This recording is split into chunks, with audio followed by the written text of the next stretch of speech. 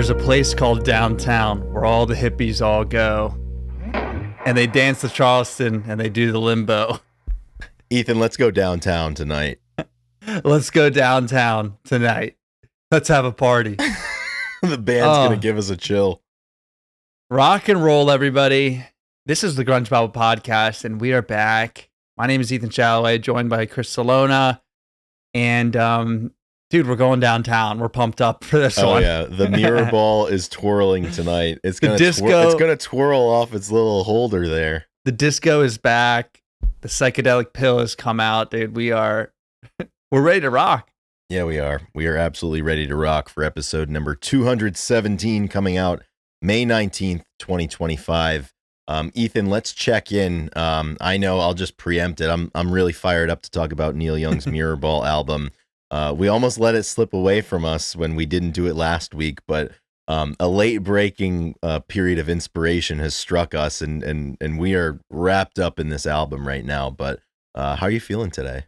Yeah, we needed sometimes you just need a little bit of time to let it incubate in you, and I think this extra week was really solid. We got to know the songs and the album a little bit more, and I'm pumped up too, man. It's a really, really solid album. It's been fun to listen to, and on a personal note, I am doing well.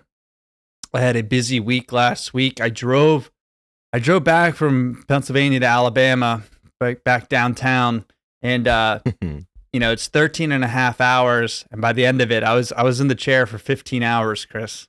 One day. Dude, long time to be strapped in. That was my third time doing the trip in one shot, and that's my PR, 15 hours pretty much. Maybe PR, congratulations. Yeah, like I said, I've done it a few times. I feel like it always comes out around that. So 15 hours in the chair is the PR. What's the longest you've done like by yourself, I guess? Because when you have someone to rotate with, you get away, you got a little more leeway. It's right in the neighborhood of that. I think I crushed a 16 or a 17 at one point. Back when I would drive to and from Iowa from Rhode Island.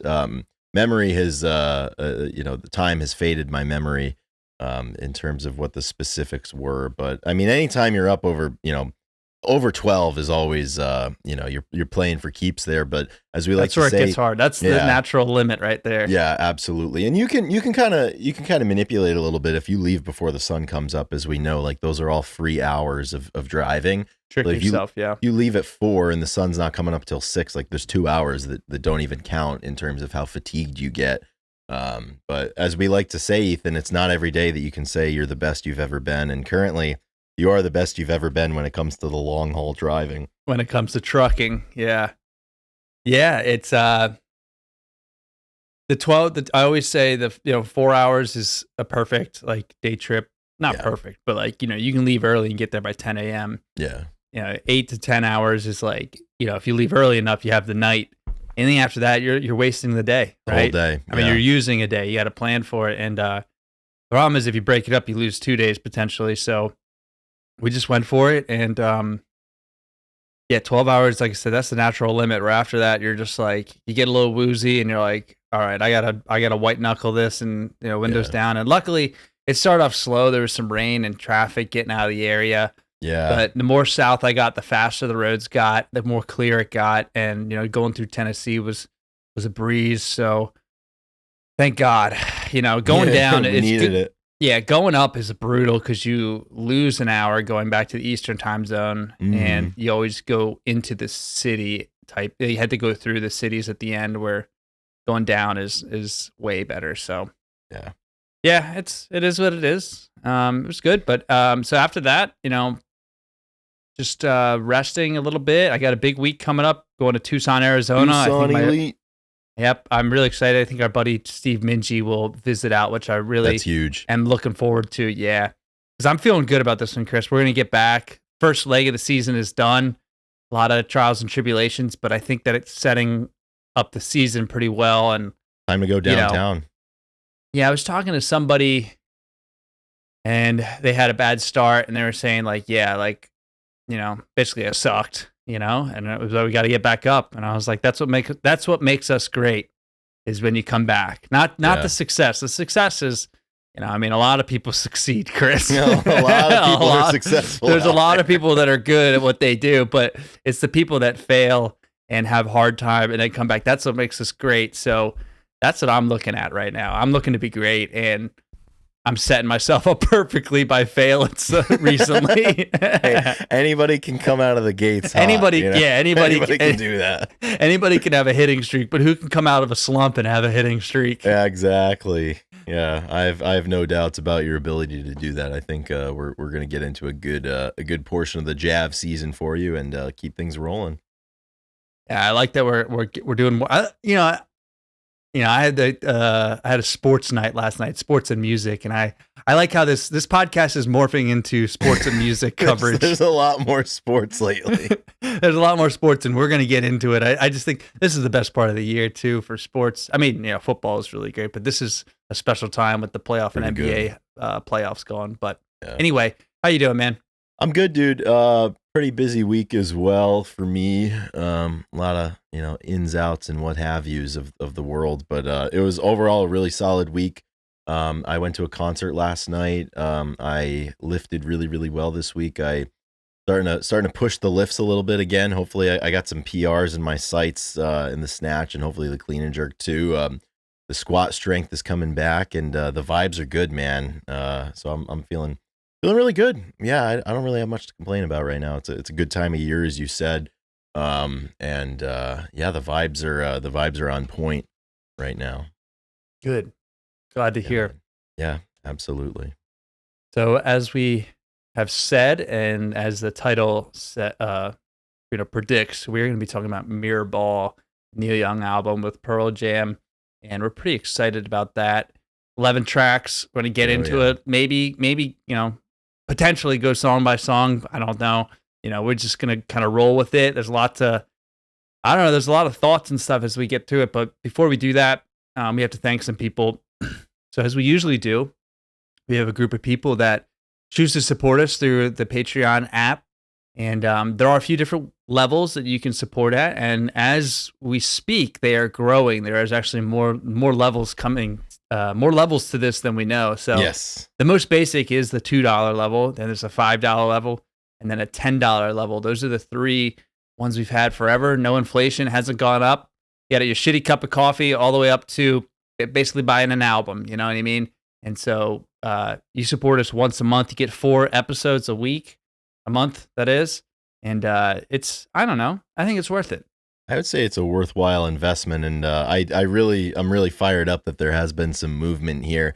Now, we've been tracking a story, I would say, over the last month and a half as it relates to the upper echelons of the Patreon mountain, and there were some reports, there were some whispers that Doug Endy, top Patreon supporter Doug Endy, was going to make a reach for the top spot. Snipe. And his movement upward from the $10 tier to a new tier has been preemptively overmatched once again. Abraham, who is the cutest basset hound ever, has decided to up the ante from the $15 tier, which they created, up to a $17 tier. And we received an email, and Susan, who's Abraham is the cutest basset hound ever's mother, said, I was trying to move up to the $17 tier, had some roadblocks with technology, but got it done. I heard someone was possibly going to do a $15 tier, $15.50 tier, and I couldn't let old Abe lose his top dog status. So that's what we like right there. Abraham remains the top dog in more ways than one in terms of cuteness and in terms of financial support. But I mean, that's why, Abraham just turned 12.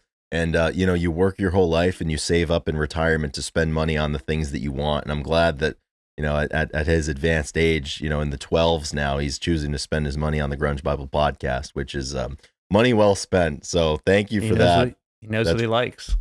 Yeah, that's really fantastic. In addition to that, we have 2 new members of the Patreon checking in at the $2 tier. And we would like to welcome Airwaves and Jasmine to the podcast, to the Patreon world, rather. And we got a really cool message from Jasmine because we like to, do some polling to figure out why exactly people are giving us their money.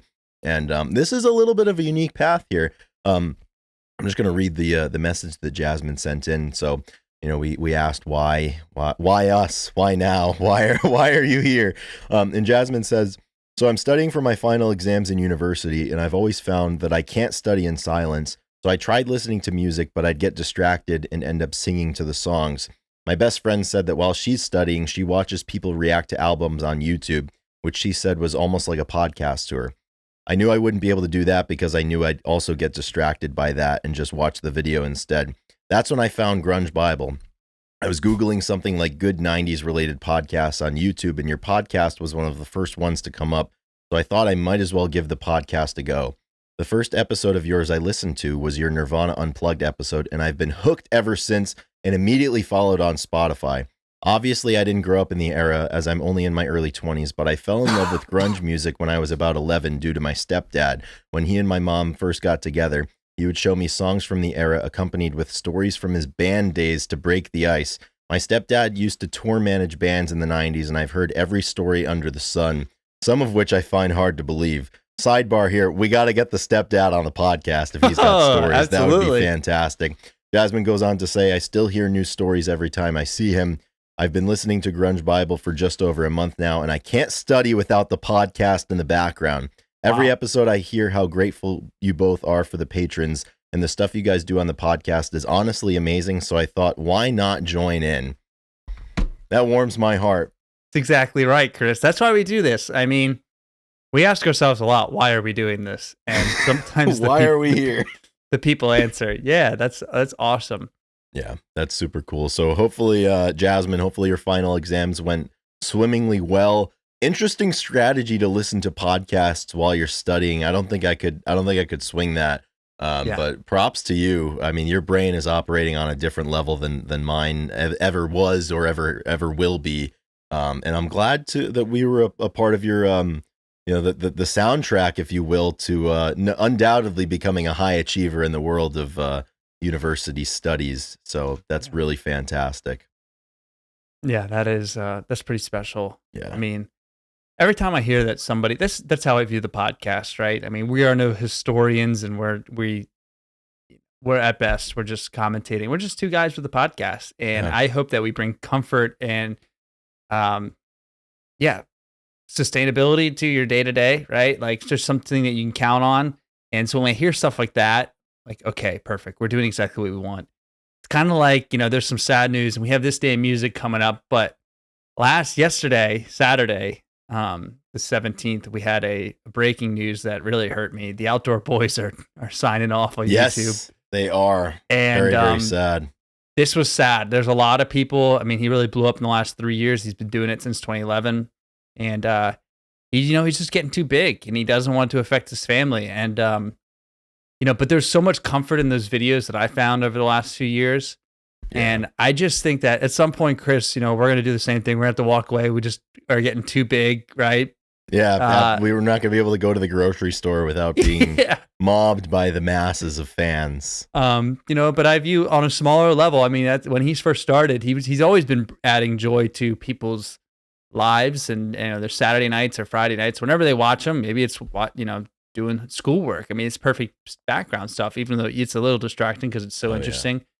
But at some level, we are that for a group of people, and that is very, very encouraging to why we do this. Yeah, absolutely. And I think if everybody thinks critically about their day to day, like, there's a lot of people in everybody's lives who do that for them, but I think we all in one way or another do that for other people, regardless of who we are or what it is that we do. And God knows you don't have to have a podcast to do that. So thanks everybody for doing everything everything that everybody does to add some joy. We definitely need it in this world. Peace and love. Peace and love, exactly, as Neil Young so eloquently said on Mirrorball. So thank you to the new Patreon supporters. Thank you, Abraham, for the ante that has been upped to new heights here. And also thanks to the top tier supporters on Patreon who give us $10 a month to help support this podcast. And those guys are Black Hole Sean, A Bit Dusty, D-Boat, Doug Endy, who could be making some moves here soon. We'll see what happens. We'll be the first to report it. Eddie Vedder got me through my second divorce. Epona, Gochu John, Jamie Lynn, Jade Mercado, Carlene Salona, King Buzzo Stole My Hair, The Michael Dooley Project, Nikki Six, Seattle 4 Fanboy from New Jersey, Russell, Cherry Matthews, Sunshine Slackers, Ultra Mega OK, and What the Fuck is Up Denny's. So thanks, gang. Really appreciate that. All right, moving on to this day in music. May 19th over the years. May 1. Not a huge list, but we have some important birthdays to get to. So in 1945, the great Pete Townsend of The Who was born, and he is 79 and alive. Or is he turning 80? He's turning 80. He was turning 80. The big 80. And he's alive, and this dude's a legend. I know that I think we've been on here talking about The Who. Chris, I know you said that The Who maybe doesn't do it for you anymore, but like you look at what they've done and how they've gotten huge. And this guy, like, he's produced hundreds of songs, and he's really a composer. Like the way that he builds out song structures and ballads, and it's really unique. And there's some people that are, I feel like they start in rock and roll and they transcend. I got into a little deep dive with some other musicians that we may get to, where just, they kind of their sound gets bigger and bigger. And I think the Who enter that realm at times for sure. Yeah, 100%. And the Who definitely does it for me. Not the current iteration of what it is that they do. But I mean, they're absolutely massive. And I think it's a pretty safe bet to say that if there were no Who, there would be no Pearl Jam. There would be no Eddie Vedder in the context that we know him. Eddie's gone on record many times about being a kid in the 70s and getting his hands on some Who records, and it really, rocking his world and changing his life, as, so many people, whether they're musicians or not, have had that common experience. So, and obviously Pete is an integral part of that. So happy 80th birthday to the great Pete Townshend. I stopped listening after they lost Keith Moon. Yeah, tough. Yeah, I never picked up another Who record after Keith Moon passed away, because I was definitely alive and busy at that time, as we all know. Next up on this day in 1949, Dusty Hill, who is the bassist for ZZ Top for over 50 years, was born. He passed away in 2021. And ZZ Top's another one of those, necessary bands that I think everybody's got to spend some time with. And to this day, ZZ Top's song LaGrange is still one of my favorite lifting songs, just kind of kicking things off there. And those guys knew how to groove, man. Mm-hmm. Yeah, this was my reminder to go listen to some more ZZ Top. I mean, absolute legendary look, right? I believe the drummer's Beards name was and hats. the drummer's name was Mike Beard. His last name was Beard, or was it something Beard? I think it was Mike. And Frank Beard, yeah. Frank Beard. That was his name, Beard. And they all had the beards. I just loved, like, being in a band for 50 years that's just, it's 20 more years than I've been alive to be in a band touring. I mean, it's just such a crazy, unbelievable. Yeah, it's so crazy. The band's legit. So if you go to ZZ Top's Wikipedia page, they have the different headings. So we've got history, other appearances, musical style, drug use, band members, discography, filmography, accolades, etc. See also. I know where I'm going right away. The fact that drug use has its own section. It's a major tab, major part of the life. Is very, very important. So it's just good to chronicle those things, and the fine folks who contribute to Wikipedia have made sure that we do not miss that section. Oh my gosh. Okay, moving up. Not too far, 3 years to 1952. Joey Ramone of the Ramones was born, and he is the lead vocalist, but he was originally the drummer, which I thought was pretty cool. I didn't know that. So it just like really, really short in the beginning, like when they started. And the Ramones, massive influence on, and what a great everybody. Run. Yeah. Yeah, massive just rock iteration punk. And it's always fun to go back and listen to them, and just, I don't know, like the Clash, the Ramones, Sex Pistols, those bands, like I listen to them and I'm just like, I know that they were important. It's like you listen to a band, you're just like, oh yeah, these guys changed the music scene that they were involved, like during that time. Yeah. I didn't live through it. You read stuff about it, but like there's some bands where you listen and you're just like, yeah, this sounds different than the other punk rock you hear, the other stuff, and that they're at the top of the tree when it comes to fostering other punk rock bands. You think about those bands, and like if you were setting out to try to tell the history of a certain type of music movement, there are bands that show up at the beginning stages of that historical chronicle, and the Ramones are definitely one of them. Oh yeah. I mean, they've got their fingerprints on so much that has come since they, started out back in the day. So definitely significant. One more event on the calendar for this day in music history is from 1978, and that is when Dire Straits released their debut single "Sultans of Swing," which obviously is it's indispensable and it's timeless, and always getting down with some Dire Straits. I was at the gym on Friday, and we ended up getting a double shot with Money for Nothing and then Sultans of Swing back to back, and that was absolutely important. One of my training partners was just gearing up for a big lift right when Money for Nothing came on, and it's like you can't, like, there's certain songs that come on and like you can't miss a lift when it comes on, like it's not possible. And not allowed. No, it's not allowed either. Yeah, so Sultans of Swing released on this day in 1978, and thus began their sprint to the top and their sprint to musical fame. Yeah, there's a few songs that I love listening to live versions of, and Dire Straits, you like love the live stuff is so Dude, great. Mark because of the Knopfler guitar. is unbelievable. Yeah. And Absolute Swing, there's showman jams. too. Yeah, absolutely. And this one's always a fun one to listen to, a live version, and hear him just jam and rip. This is a good one, and I believe it's been covered over the years many times, see different iterations. It's a ton of fun. 100%. So that's this day in music for May 19th. We are recording this on May 18th, and a very somber, solemn, event occurred on this day in 2017, and that is when Chris Cornell passed away. And over the years that we've done this podcast, we've been in the habit on the episode that's released around the 18th of May.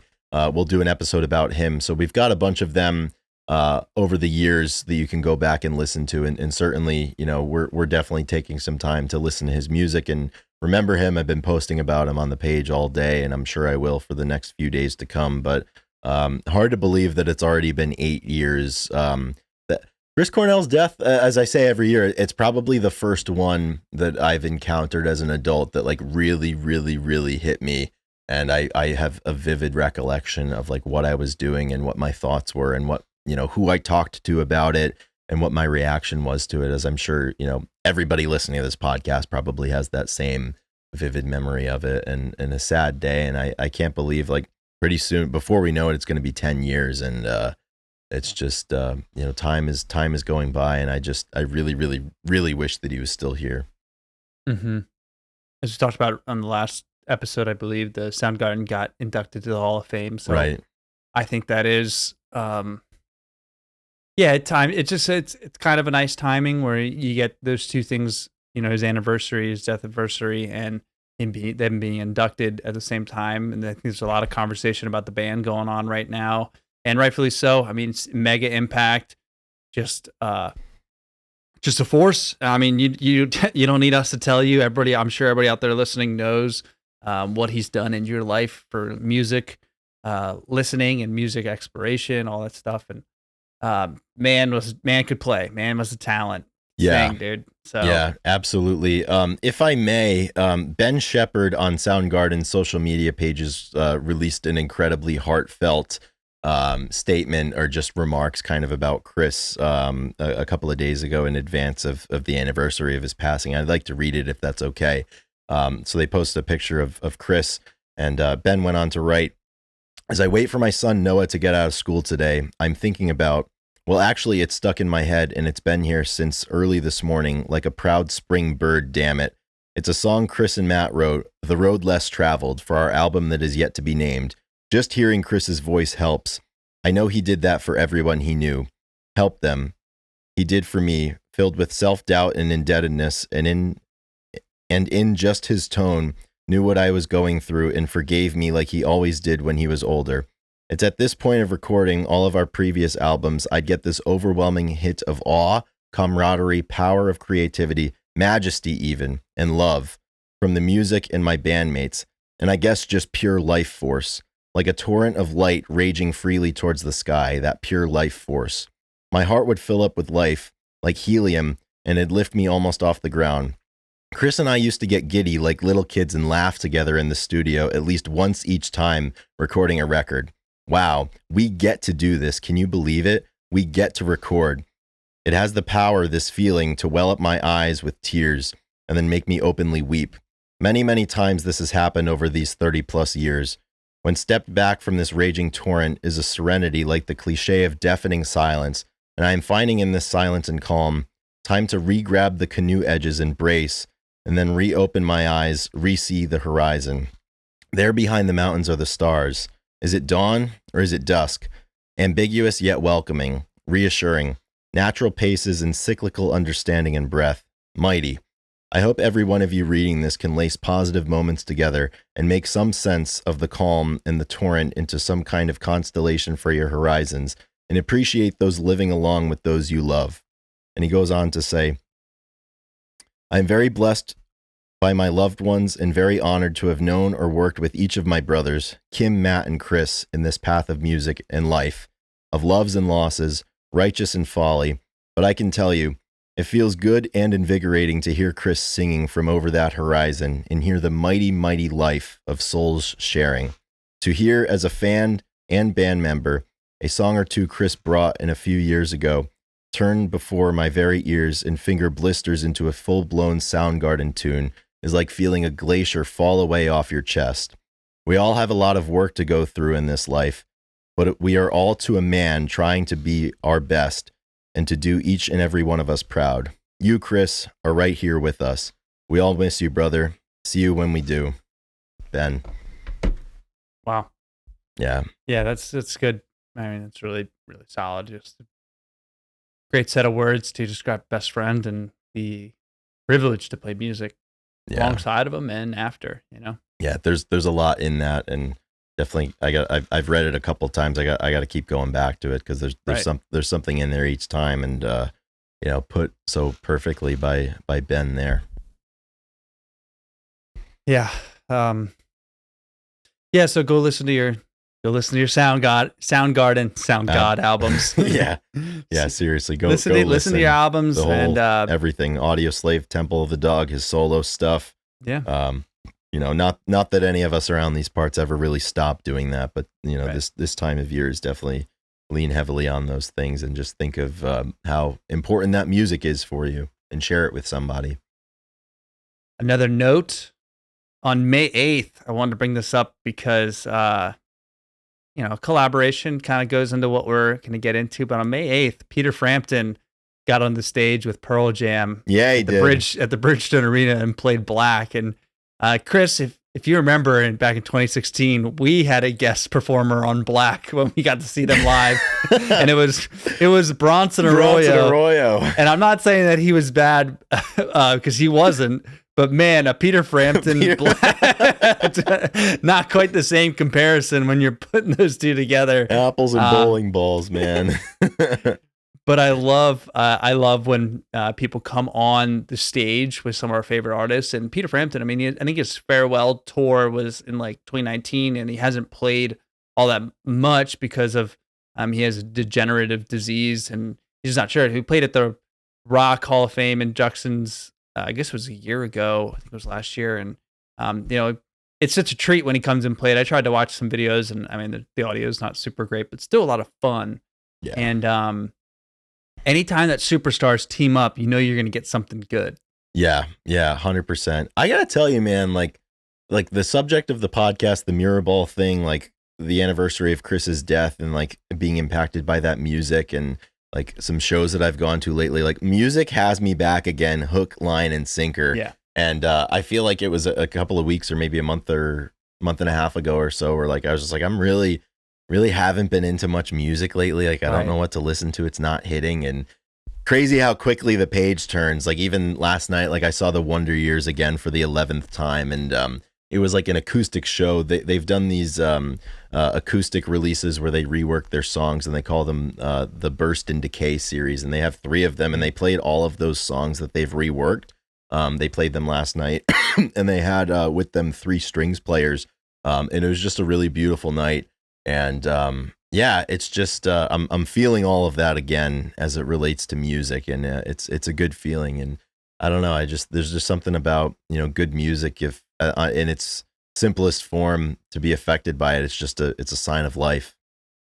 Yeah, I would agree wholeheartedly. The last month I've been really affected by some music, like just everything, the Van Morrisons of the world have been really hitting me, all the yacht rock, and then you get this album Mirror Ball, a couple new artists that I'm being shown, and just different jams, and I feel really really connected, and I think it's the changing of the season, like Yeah. the nice weather really gets me into the music mood, and I was in the podcast zone for a while as far as listening goes. I still am, but um, you're right. Tides change quick, and all of a sudden I'm back being really inspired and like wanting to play, wanting to write, and I don't write, but like I want to, you know Yeah. what I mean? Like there's a lot of things I'm like listening. I'm like, damn, dude.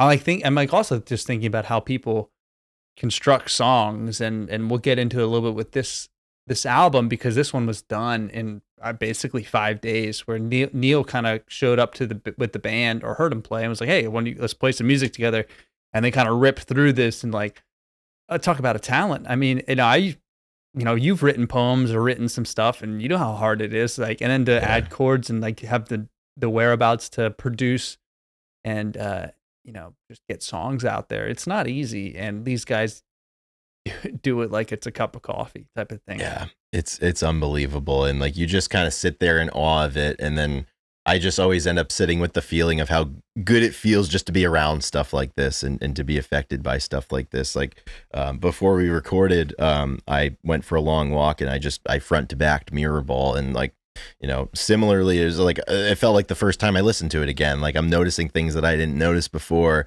and I'm appreciating songs that I might not have appreciated on the level that I was today. And it's just a good feeling, man. This is why like we do the show. This is why people are tuned into it, and it's why we all listen to the music that we do. It's to have that feeling in us when when you press play on something. Mm-hmm.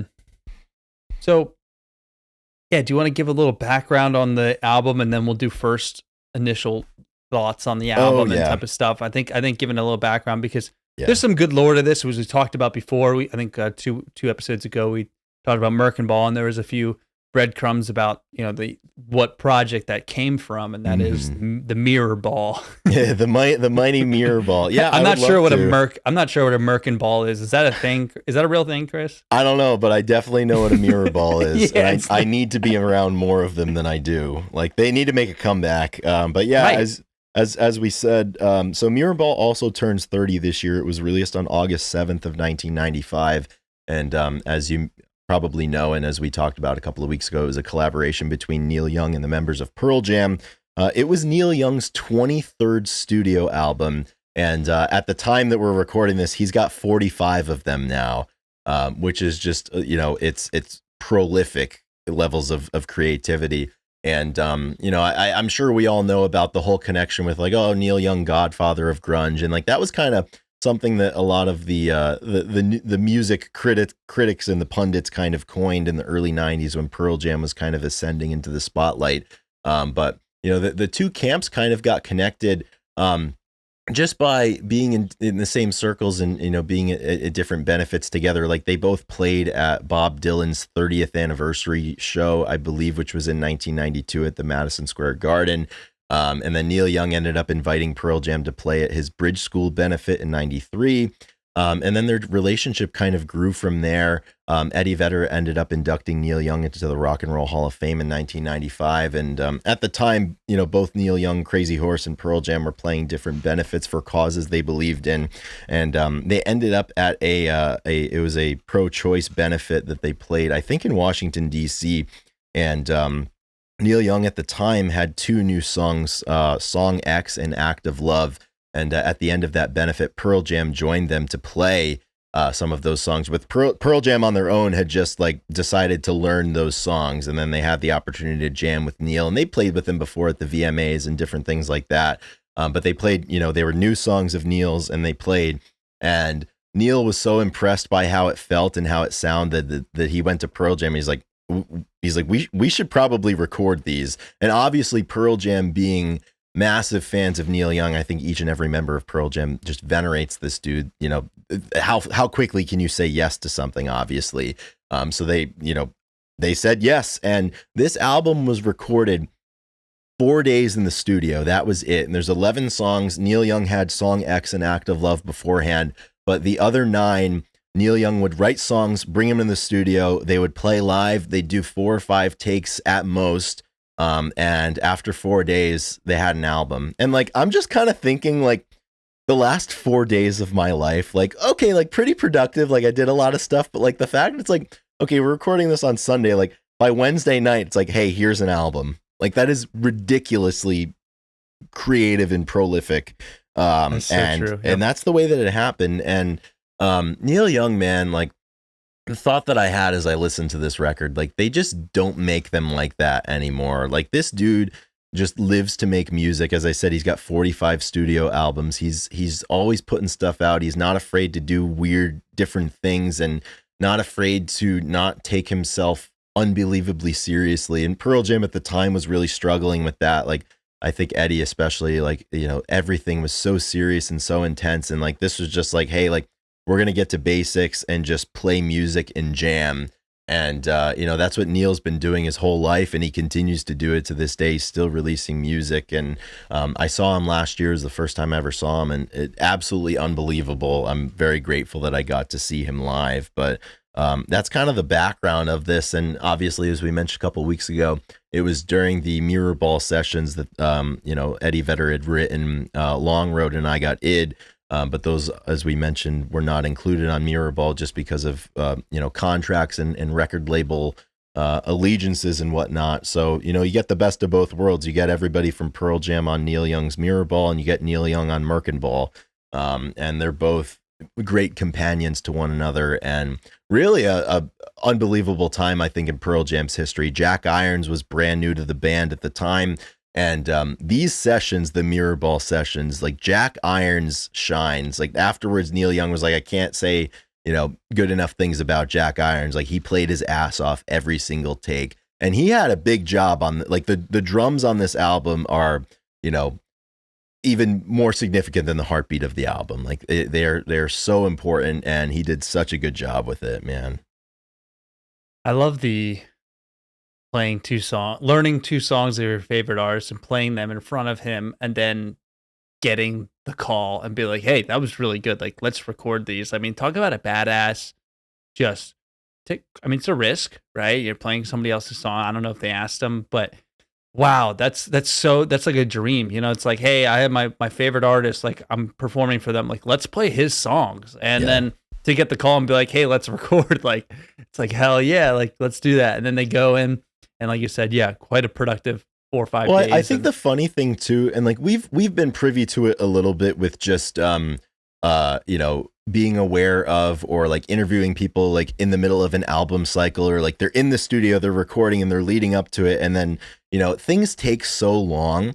This is just an absolute yeah, dude, like years, man. This is a whirlwind. So that pro-choice benefit was in January of 1995. Like they play a Neil Young, and they're like, hey, like we should get this on tape. And 2 weeks later, they were in the studio.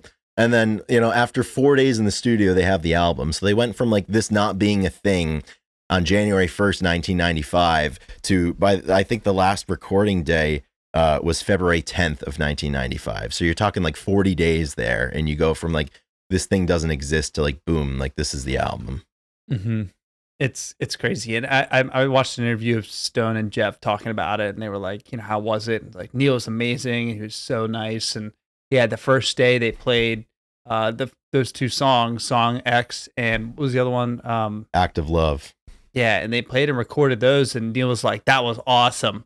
He's like, I'll be right back. I'm gonna go on the boat. And they were like, yeah, he just went on the boat for like a day, maybe even 2 days. So he just smoked a bunch of weed and came back with like 5 pages of like the rest of the album, and was like, all right, guys, I got the rest of the album. And they like played it, and he said that they would play like one take, like, that was really good. Let's do it again. Let's record it. And then they'd have their song. And it was like literally 2 takes they'd learn them and play them. And then they'd be like, that's perfect. That's good. And that simplicity is, it's just so, it's genuine to me. Like I really do enjoy, like, I mean, of course the complex stuff is really nice, but like in the interview, Stone said, there's nothing more satisfying than having transcendence in 3 chords and just you're just playing joyfully. It's like not really, it's like not a technical thing. And they always say like, we're not the people that are going to go into the studio and chart out everything and do this. Like we want to play and just feel it. And when you keep it simple, I mean, every song has a groove that it falls into fast. And when I first listened to it, you go like, oh yeah, like I hear Pearl Jam bass guitar, like you hear Pearl Jam in it, and then all of a sudden you hear Neil Young, and it's like a perfect clash of these two. Like there is no like what's the word I'm looking for? There's no changing the way of who you are because you're playing with somebody else, right? No compensation. There's no compromise. Compromise, there. Yeah. Compensation, compromise. There's no compromise, right? They're just playing who they are, and it comes together so uniquely. Well, that's the thing. And like you said, the heartbeat, the drums, everything is just like in its own lane, and it's grooving, and then it comes together as one, and you're like, yep, that works. Yeah. Yeah, all of these guys, like, I'm going to go somewhere with this that I know you're going to be able to relate to, because it was one of my first thoughts, just thinking about, like, what that would have been for, one of the guys in Pearl Jam to be in the studio with Neil Young. And Mike McCready did an interview with Guitar World about this, and he's like, we'd be jamming, and I'd look over and say to myself, that's Neil Young, and he's playing leads. That's the shit. I could only wish to be that good. I was completely honored to be playing with him. We're enamored of him, and I'm just honored to say that he's into us. I think he likes where we're coming from. He sees a lot of honesty in our music. And like, I'm not a musician. Like, I have no experiences playing music, but the thing that I immediately thought of with this were like, you're going into the studio with somebody who's one of your idols. You and I have both had the experiences athletically of training with either a professional or training with somebody who you really, really admire and somebody that you've taken a lot from. And when you're in that environment, training alongside of somebody like that, it raises your own level. And like, you want to get as close to their level as you can. And like, you're doing everything, all the little things right. Like, you're so dialed in, and you just enter that flow state. And it's just like, when you're with somebody who's got that level, of talent, and you have that level of admiration, it just like automatically brings you as close to that level as possible. And I immediately thought back to those experiences where, like, when I was in high school, and like some of the college athletes would come back and, we trained together, or like, when I was in college and there would be post-collegians or professionals training, or, just different pro athletes that would make their way through the weight room or what have you. And like, you're in a rack, like 2 racks over from them, and you're like, holy shit, like that's, it's really special. And I just thought of that. And I know you've got so many of those experiences in your Jav career. And I wonder if you also kind of saw the parallel there, could relate to it. 100%. Yeah, it gives you a ton of confidence, especially if they're doing something and you're like, I can do that, right? Yeah. Like I've done that before. That's what I do to warm up. And you're like, these are all similar things. I'm on the right path. And it is really special to have those opportunities. And just thinking like, I'm sure that they were playing and with each other, and like I said, once they fall into that groove of like they just it just runs away. The crazy horse takes the carriage and runs away. Like I'm sure that's how, like, I'm just listening to I'm the Ocean, and like, I mean, it's just so much fun, and hearing them kind of like get into it and go, and it's really cool. And all of these songs kind of, they're all so different, but they all have this realignment, to what we're talking about. And like this, it's very like, it's very Neil Young. And it's crazy to think that he has 45 studio albums for like, or whatever. And I'm sure he has songs that he hasn't put out, but maybe not, right? Like maybe every song gets out. He runs, I think the website is still called, it's the Neil Young Archives. And like I feel like it seems like every other week he's putting something on there that like has never seen the light of day, or whether it's like outtakes, or whether it's entirely unreleased albums, or whether it's, live stuff. Like, that man is like, absurd. Yeah. It's like, he needs to be releasing music, like, in order to be able to breathe, it feels like. And, certainly like, out of 45 of them, he definitely hit a homer with this one. 'Cause it's just, it's so special. Like, I remember discovering this, like, Pearl Jam was like, as close, like at the time, when I was getting into Pearl Jam, like Pearl Jam was as close to God as like any musical outfit could be, you know, for me as like an 18, 19-year-old kid. And at the time too, like I was heavy into Neil Young, and you know, I always had the Live Rust CD in my car. And when I made the discovery that this album existed, it was one of the purest like holy shit moments that I've had as a grunge rock fan. And you know, it's still, you know, I've been listening to it for many years now, and it's just awesome. Yeah, it is. It really is. And so if we're just, you know, looking at the set list here, and we'll touch on a few songs, but I think we have to bring up the first song X, because when I was listening to this, and we talked about it briefly right before, it has this sea shanty, which makes sense because he was on a boat. Actually, I guess he brought this one to the party before that story, but you know, he was on the boat before this. But he has this, like, I listened to this and I thought to myself, I'm in. You know what I mean? Oh yeah. It had the wayos and the kind of just like heavy bass, baritone, or, you know, kind of singing and deep like sway to it that I wasn't expecting. And I was like, any more of this? Let's see where this album goes. So great opener, great song. Just, yeah, a lot of fun. Yeah, absolutely. And like this whole album kind of feels like its own little universe. And like I'd say like each specific song, like they're so funky, and I don't know, like I had the thought, I'm like, I don't know if this is just like confirmation bias because the album's called Mirrorball, but like I'm like, this whole thing is like a little cosmic. Like it's pretty, like it's like on a different level. And like each subsequent song, and like you said before, like, you know, neither side had to compromise. Like they just got to be who they are. Like Pearl Jam, you know, top of their game, I would say, like in 95, you know, certainly to that point. And Neil Young, obviously, like I think I had the thought too, like, you know, I've listened to a lot of music, and like Neil Young, like his guitar is something that like I think I could pick out anywhere, anytime. Like he's got one of the most distinctive guitar sounds that I think has ever existed. And, you know, he deployed it absolutely perfectly on this. And, you know, going after song X, like, you know, Act of Love gets started, and I'm just immediately drawn to Jack Irons' work on the drums. Like it's just the motor for this thing, and it sets the tempo perfectly. And it's just so much noise. I think when you add that third guitar, like you have obviously Stone and Mike as you would for Pearl Jam, but then you've got Neil Young too, and like, you know, because Neil's playing lead a lot of times, and it opens up, you know, Mike and Stone different opportunities for them to do all sorts of different things. And, you know, whether it be like, you know, add more texture to these songs, or, you know, trade licks with Neil, which like, holy shit, like, can you imagine how cool that would be to trade licks with Neil Young? You know, and I think it just kind of like a tempo is set here, I think, in Act of Love and it just drives through the end of the song. Like I listened to it, as I said, like on a Sunday morning walk, and like it's too energetic, and like it gets me too pumped up to be like a Sunday morning walk album. But yeah, man, it's good. Yeah, it's a specific type of energy, right? You just kind of like, you just start bobbing. Like it really is. I can picture myself at a concert. Just, it's almost like you're bobbing your head, like strumming a guitar with your neck. Just, just kind of going dude, with 100%. Like, well, that's the thing. Like people throw the word groovy around a lot.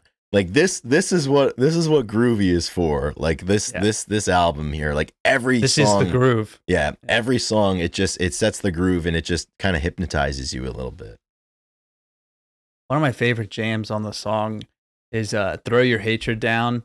Oh yeah, it's like, I think it's like almost 6 minutes, and it's the same thing. They just kind of drive, and they're singing a lot, and but then at the end they go into this, just a classic Pearl Jam jam, and then a classic Neil Young jam combined, and it's a lot of what this album is. So I don't know, we're broken records, but like if you like either of these musicians, and you like what they do sonically, and you haven't listened to it, then here's your assignment. Yeah, it's funny too. Like when we do these album reviews, like we set up a shared note and we put our thoughts down, and obviously like we'll text about the album or different, you know, things related to having to record this, but we don't often in our text conversation before the podcast get into the X's and O's of these songs. Like we just kind of save it, but like I always know that like it's a good one to do when we start getting into X's and O's, or like you start, you know, shooting over a couple thoughts about your songs, about some songs as we were doing this morning. Like it always kind of gets the juices flowing.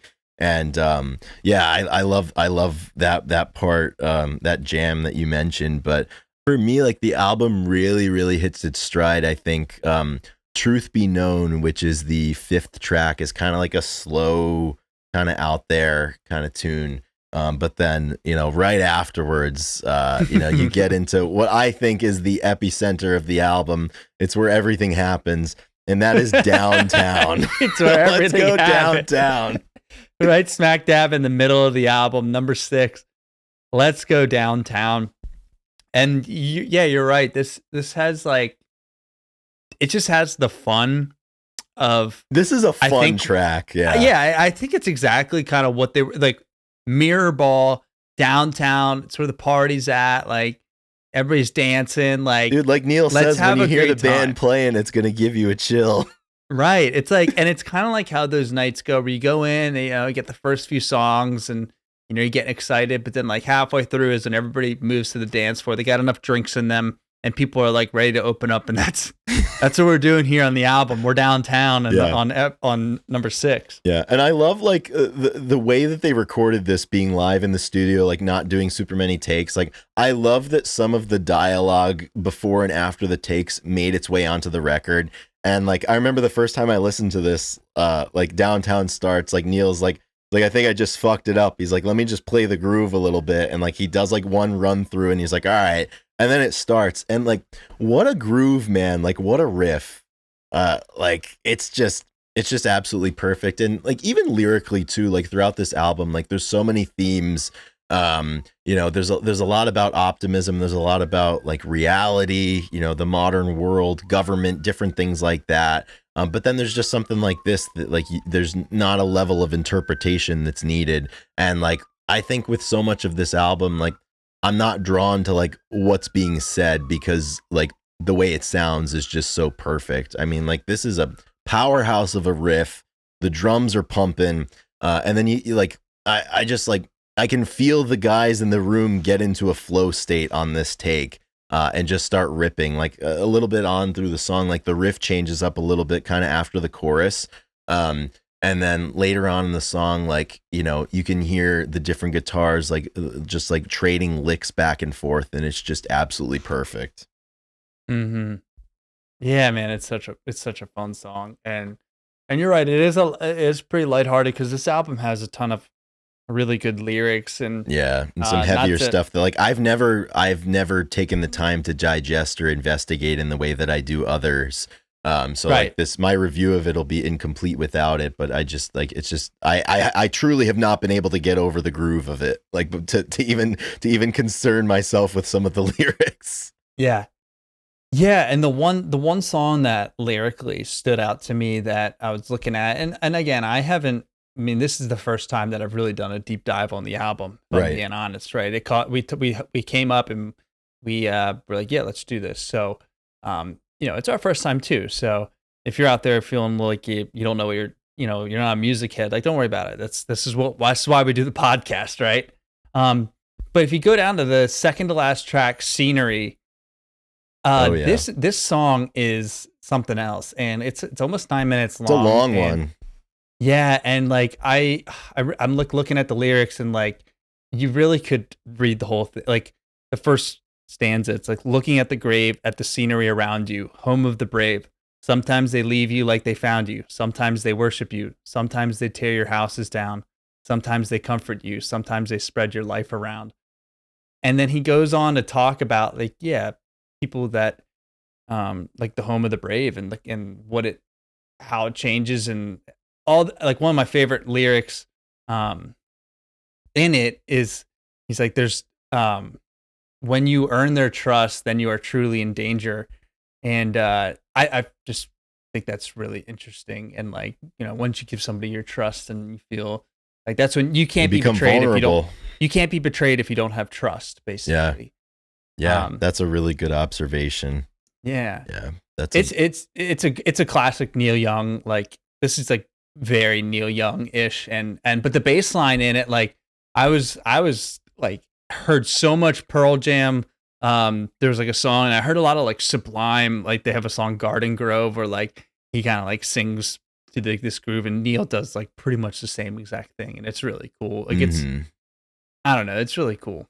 It's really a lot of space. It is supremely cool. And like on a 9-minute song, like everybody's got room to stretch their legs and move around a little bit. Yeah. And that's an observation that I had about this album. Like if you look at like the length of some of these tracks, like 440, 454, 7 minutes, 5 minutes, 5 minutes, 7 minutes, 9 minutes, 6 minutes. Like this is, I think for a lot of bands, like you're making an album, like having all of your songs be like 5, 6, 7 minutes, like that's biting off more than most bands can chew. But like these guys make such easy work of it, and it works so perfectly for them. I think just because, like I said, like you got 3 guitars going, there's piano sometimes, like Neil gets on the pump organ, obviously, because he has to. And it's just like everybody's got room to make their mark on this record. Yeah, it's a lot of fun. I mean, it's kind of like if I were to make a project, if I were to have a project again, I mean, this is exactly what you want to do. You want to, sit in your strengths and be able to have fun with it and expand when you needed it. And obviously, have a legend like Neil at the front, bring it home at all times. But like, I know that this was a joy to write, and they're probably really, really fond of having it in their arsenal of albums, both parties. I mean, 100%. What an experience, and like I said, just definitely a great time when it comes to one song that I definitely want to talk about is "Peace and Love," which is the 8th track, and to the best of my ear, this is the only time that we hear Eddie Vedder sing on Mirrorball. And Eddie was not, I mean, like we said, they were only in the studio for 4 days. And at the time, Eddie was dealing with what he would later go on to call was a, quote, pretty serious stalker problem, which he ended up writing Lukin about, which appears on No Code from 1996. So he wasn't around too much for this, but he must have been there, obviously, when Peace and Love went down, because he has songwriting credits on it. I believe he is responsible for the outro portion, which he sings.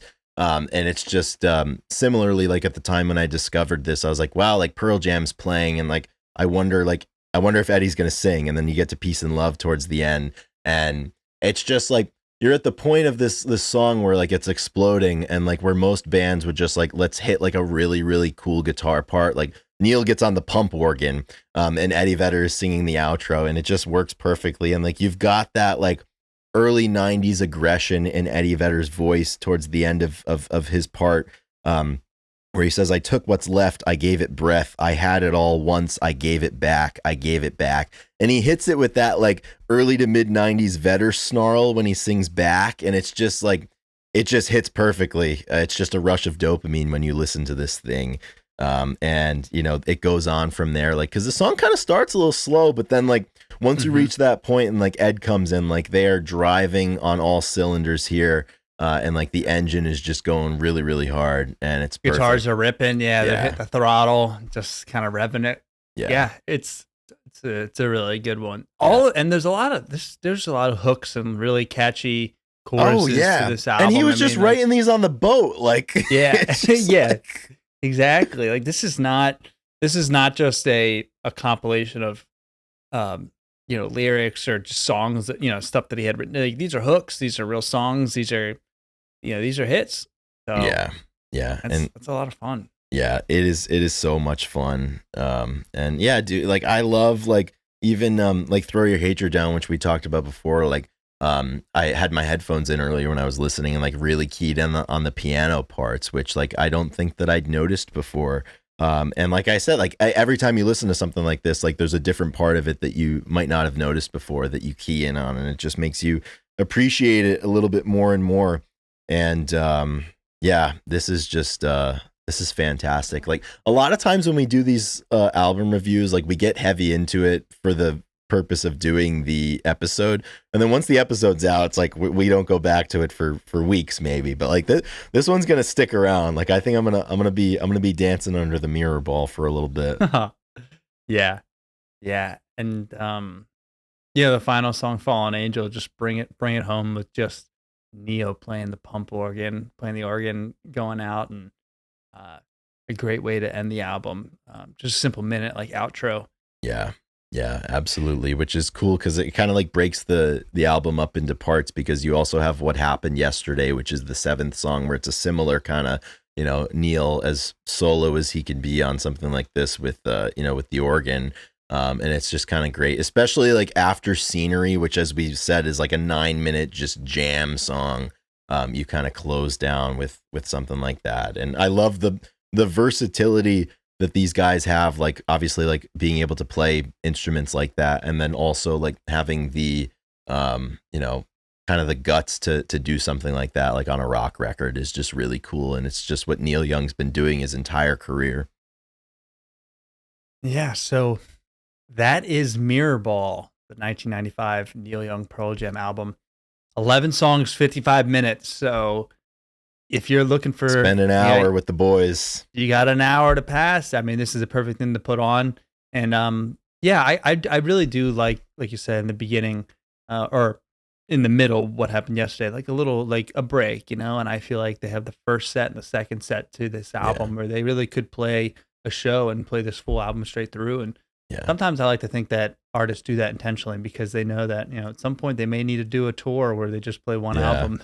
So they set it up front to back as a concert. Yeah. I have to say, I don't think this about every album, but this one definitely, I would have loved if they had cameras rolling in the studio while they were during these sessions, just to see like, the guys playing, and then just also like the after a take, like I'm sure like they all had smiles on their faces, or they were talking about like, oh man, like that part you came up with right there, like absolutely incredible. Like maybe like next time like you do that, and like I'm gonna come in and do this, and like just building this thing so quickly, and just so well.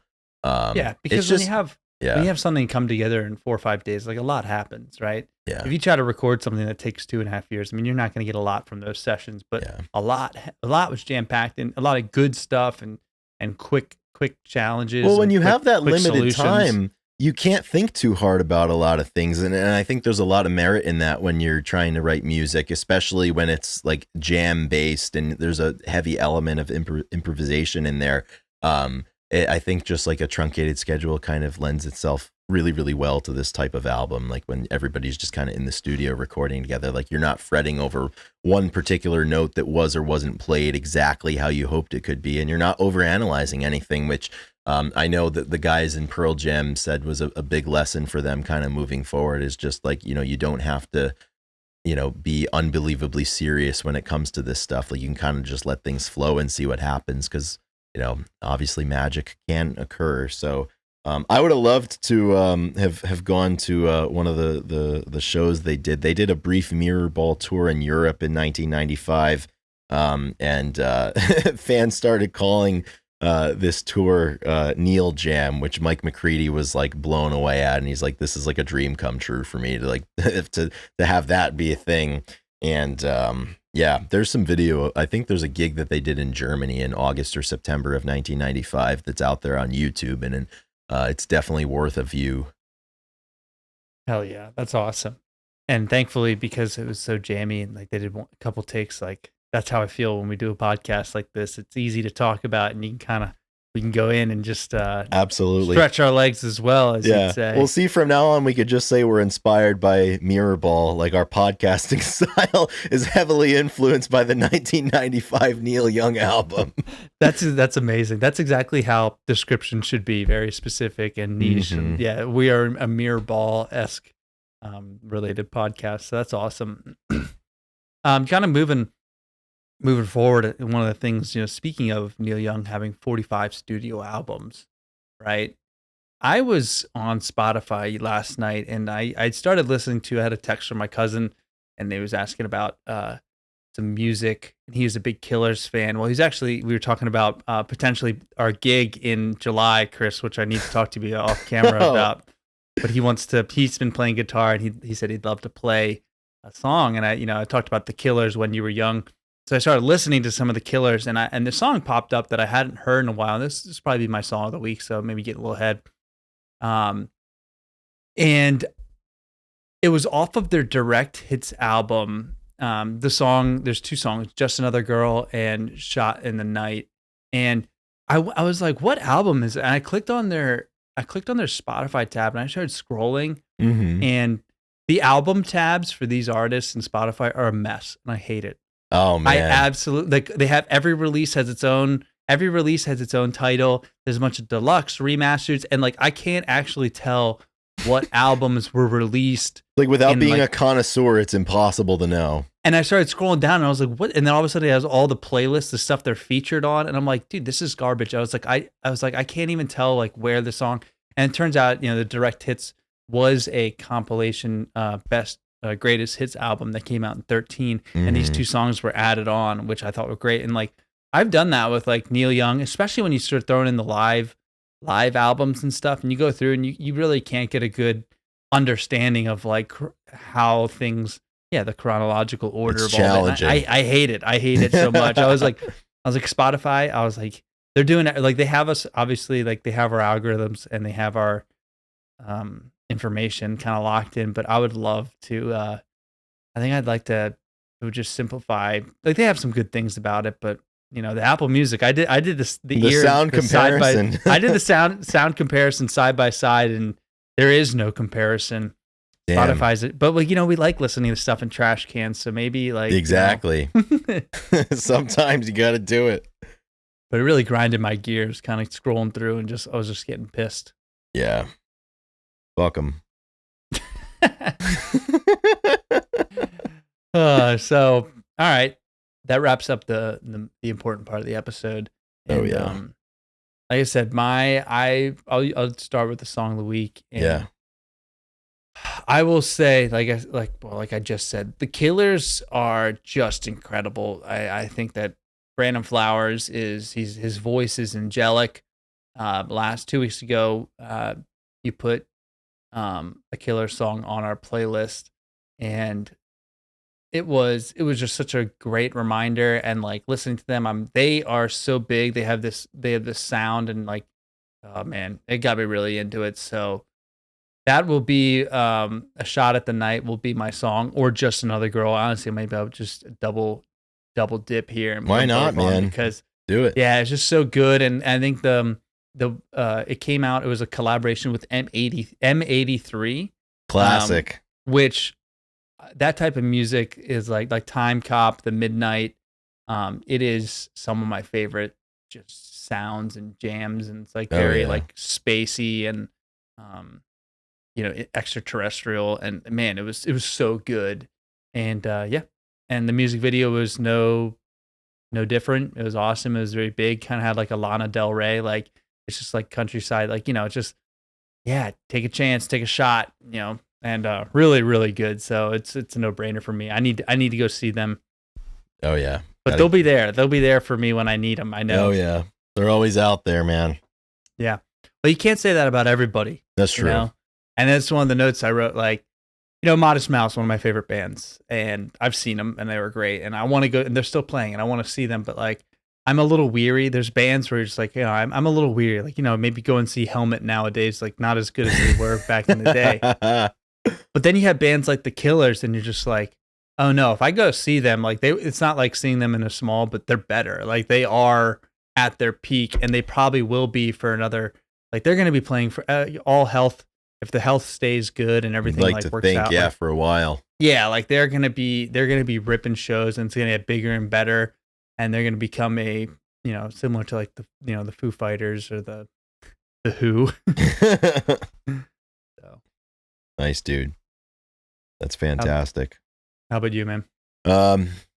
You know where I'm going for my song of the week. I'm going downtown. Oh, downtown, baby. Keep it simple. Oh yeah, let's have a party downtown tonight. Yeah, that's going to be my song of the week. I could pick something from the Wonder Year show that I went to last night, but definitely there's a lot of them on the list. So this week is for heading downtown. So That's where I'm rolling. Join me. Awesome. Yeah, and we do, like I said, the songs of the week. It's not just recommendations. There is a playlist out there. There's a playlist. And I would say there's about 95% of the songs that we say are on there, because sometimes there's definitely songs that I've missed putting it on. So yeah, what are you gonna do? It happens. Yeah, it happens sometimes. What are you gonna do? A lot of things happen. Ethan, last thing before we head on out of here, just quick. Who you got? The Denver Nuggets or the OKC Thunder today for Game 7? I know it's a moot point by the time the podcast is out. These two things that we're going to discuss very briefly right here are going to be settled, but that's not going to stop us from talking about it at the end of the episode. No. Who do you have, Denver or OKC? Great question. I'm a sports lover, right? And this is perfect. Like, I saw a tweet. So Shai Gilgeous-Alexander, I actually went to school with him, or I was there when he was at Kentucky, and he's the front runner for MVP. But then you got Jokic, who, like, this could be his fourth MVP. He could be an MVP any year kind of thing. Yeah, he last 5 years, right? So yeah. I think that they should hang the MVP banner in the middle of the court, and winner takes it home. And it's in OKC. They are favored, but you can't bet against experience, and Joker is the best player in the world right now. And Jamal Murray was on the team, and I actually had class with him at Kentucky, and we hung out a little bit. Oh, hell yeah. I wasn't like super good friends, but like, pretty cool. So there's Kentucky guys on both sides, but I'm definitely rooting for Denver. And I think the experience, like, this is time where the experience shows. These are the battles. And like, I'm not saying that if Denver wins, they're going to win the championship, but if OKC wins, like, they're going to win the championship. Like, this is the biggest test that they're going to have. Yeah. Even without like the major injuries or the other teams, like, this is definitely their test. And if they make it past this, they're going to win the whole thing. So I'm definitely going to be tuned in. I think it's going to be close. Like they say, it's either OKC by 15 plus or Denver's going to win the close game. So I'm hoping Denver, man. I really do. Nice, man. I think they can. I mean, I really do think they can.